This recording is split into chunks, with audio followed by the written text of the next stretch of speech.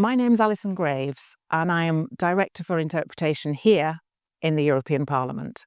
And I think I can say quite objectively that this is one of the most exciting places in the world to be a conference interpreter. But despite that, I'm often struck in conversations that I have with interpreters about how they feel somehow they can't do a good job, that this is very frustrating. And at the same time, I'm struck by how often interpreters and we as managers talk about quality, but without ever really saying what it is that we mean by quality. And that's what I want to talk about today. This will not be a scientific literature review in any way. I want to talk about what I've learnt, my own personal experience, as both an interpreter and a manager. And there are two questions that I'd like to address. The first is, how can we do a good job in the situation that we're in today? And secondly, what even is a good job? How do we know if we're providing quality? And that's where I want to start, actually. As I've said, I think the Parliament is one of the best, if not the best, places to be a conference interpreter. And quality is what we talk about all the time. I wrote it in our objectives. As a manager, I'm constantly working on and implementing and designing quality assurance and quality control procedures. And that can be our accreditation testing, training measures, the work we do with universities, the structured quality monitoring that we carry out. And interpreters too always talk about quality and the quality they provide, they want to provide. But I can sense that there is a frustration that they're not able to provide the excellence that they want to. So why not? What's happening? And is this new? So despite this being the best environment in the world, and I stick by that, there are some huge challenges. And the word that comes up the most often when we're talking about these challenges is the word speed. And it has to be said, at times our speakers are absurdly fast. Add to that read out speeches. People are reading, and this is not the same as spoken language. They're reading it, and they're reading it incredibly quickly. And at the same time, there is quite a lot of, frankly, dubious use of the English language, which also adds to the difficulties that our interpreters are facing. So it's no wonder that sometimes it feels to interpreters like they're being asked to do the impossible. We could add to that technology, remote speakers, but that's not really what I want to talk about right now, because I think in general terms, here we're managing to get that under control. So going back to quality and what do we mean? And in particular, what do interpreters mean when they talk about quality? I've been doing a lot of recruitment interviews recently. And in all those interviews, I always ask, what does quality mean to you? And I tend to get very, very similar answers. Everybody always starts with the word either accuracy or completeness or fidelity to the message. And this is clearly what's really on interpreters' minds when they talk about quality. It's that accuracy. It's reflecting in as much detail as possible the message and the intent of the speaker. And if you look at the criteria for accreditation testing that we in the European institutions apply, and you can find all these on the webpage, it's very public content. Again, it's the same. We talk first about content, and that being accuracy and coherence. We talk about delivery, about the active language, about fluency, and this is an interesting thing I'll come back to in a while. And we also talk about technique. How does the interpreter manage to deal with the challenges of providing accuracy? So that, to me, gives us quite a clear definition of what interpreters think quality is, but perhaps, though, without any relative values in there.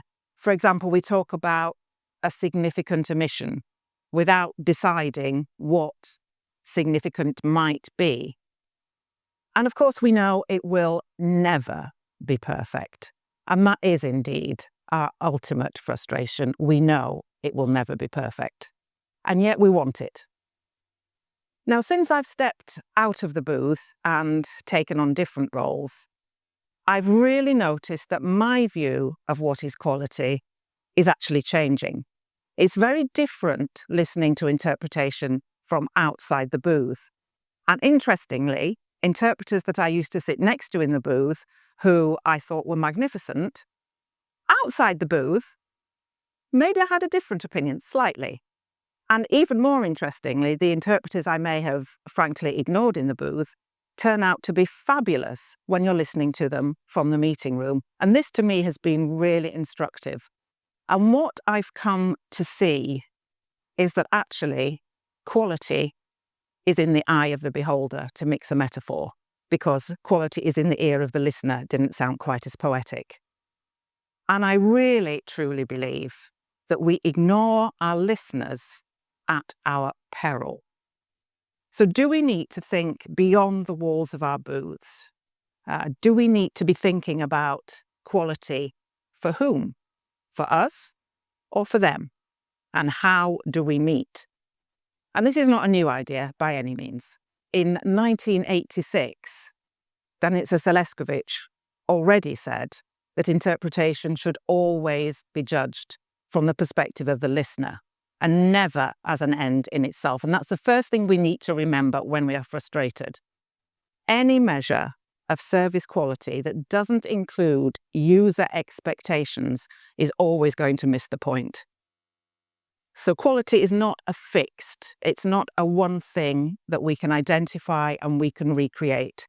It's based on needs and expectations, ours and our clients. It's a kind of social construct. So what do our clients expect? What do we know about that? And the answer to what do they expect is, it depends, which is, of course, the world's least satisfying answer. It depends on many things. Apparently, first of all, it depends on their experience. First-time users of interpretation are less demanding than experienced users, and that kind of makes sense. And experienced users, which is what we're largely talking about here in the European Parliament, they know. They know more than we think they know, and they notice more than we think they do. They understand how interpreting works and what it is. And they're not stupid. The second thing it depends on is the context, the situation, and their needs at that particular time, because their needs change. Sometimes our listeners want us to be there politically. They want their language to be present in the meeting. They're not listening, and they will object if we're not there, but they're not needing the accuracy, the message, because they're doing something else. Or they need us when they have a direct interest in a specific point. And this happens a lot. They're very, very interested in one point, in one speaker, in one argument, and then they want to hear absolutely everything. And the rest of the time, they're not listening, and that's fine. Or they're using interpretation in the way that I use captions on Netflix. It's just more comfortable, and if I miss a bit, I've got an extra channel. So they're actually following the meeting and they're just listening as an aid. It eases their comprehension, and that's also okay. Or they absolutely need to listen and understand every word so that they can participate effectively. And that's obviously our favourite situation. We want them to need us. But we have to realise that they don't always. When we get this situation, that's when we need to provide all the things that we want to provide. But they don't need that from us every single time. So the next question is, how do we know? How do we know what our listeners want? And this is really difficult. We have tried to get structured feedback from members, from listeners, and I have to admit it's been largely unsuccessful. We haven't really got anything usable or even particularly useful. But I do have secret insights. And these secret insights come from complaints. But don't worry, it's not very many complaints. And really, of the complaints, very few are actually about what we call quality. Very few are about the interpreter not being accurate. Of course, there are times when we mess up. Let's be honest. We're on the wrong channel. Sometimes they complain that we are not saying what they think we should be saying. The vast majority of complaints that we get are actually about service provision. Why was my language not there? Why was there no interpretation? Why was there not interpretation for longer? Why was there no interpretation of a remote speaker? That's what people care about. They want interpretation to be there. My conclusion is our listeners here in this context absolutely want the service. They want it when it matters, and they will complain about the quality in the sense of the accuracy if they need to, but mostly they don't need to. Can we conclude then that we're doing a good job? We do have areas for improvement, that's for sure, and our big area for improvement is to make sure that we are there when they need us. Can we ask our listeners to help us? Could they do things that would make us able to provide a better service? And really, this comes back to the whole question of context and expectations. I know that members here are experienced users, know that reading out a speech is not ideal for debate or interpretation. And they know the same about speaking fast. But their need is to do it anyway. I was told of a conversation between an interpreter and her member who was saying, look, in this case, what I need is to get my speech out on the record so that my voters back home can hear it. I know you hate it. I'm sorry, but I can't stop doing it. And this is something we have to learn to live with. We can't change this. This is the context that we're working in. And sad though it is, it's really not about us. It's never about us. We are there to provide them with a service, not the other way around. And our needs don't always match. And another thing that I know people hate is the whole idea of fit for purpose. It's back to the idea that we seem to have that if it's not perfect, it's not good. That's not necessarily the case. And I can't resist a little anecdote here. Many, many years ago, when I was a young interpreter, I was sent to do whispering for the President of the Parliament and the President of the European Investment Bank. The President of the Parliament was German, and I was to do whispering from German into English for the President of the EIB. As I sat there already trembling, it gradually dawned on me that the German interpreter was not going to show up. And I slowly got more and more panicky, and indeed the German interpreter did not show up. And the president's staff asked me whether I could provide interpretation into German for the president, and I knew I had no choice but to say yes. And I also had no choice but to accept that this was going to be dreadful. And indeed, it was. This was by no measure accurate or complete, and most definitely not grammatically accurate. And I frankly thought I would die. But afterwards, the president's office phoned my boss to say how grateful they were and how pleased they'd been that the president received the service. So I provided what they needed. The communication event was a success. My feelings actually didn't count. And by the way, I'm still here anyway. So that's just a little story to say sometimes perfection, and even a long way from perfection, doesn't actually matter. You provide the service that's needed. If quality is then context bound, where does that leave accreditation testing? And I spend a lot of time working on accreditation testing. I'm convinced that we need it. We need to establish that people have the skills, have the technique, have the language knowledge to be able to do the job. It is a really important quality assurance process. But what we're doing is ensuring that these new interpreters meet our expectations, and that's something not to forget. And I'm very wary whenever anybody talks about the benchmark, as if the benchmark is a real thing that we can actually quantify and define. It's a combination of factors. And we are more expert listeners than our actual listeners are. And there are things that we know, but they may suspect, but we know. We know that fluency positively affects perceptions of accuracy, which is why my least favourite interpreters are those who, with supreme confidence, insert their own input. But we also know that a lack of fluency engenders mistrust, and that's also something that we need to be very careful about. So, if our listeners are basically pretty much happy, why are we not happy? Do we judge ourselves too harshly or too narrowly? And how, given our context and the huge obstacles that are put between ourselves and what we hope to deliver, how can we change things? How can we increase our job satisfaction? And now I'm going to turn into wise old woman mode to offer some advice. We need to accept it will never be perfect. And this really is our challenge, our lifelong challenge.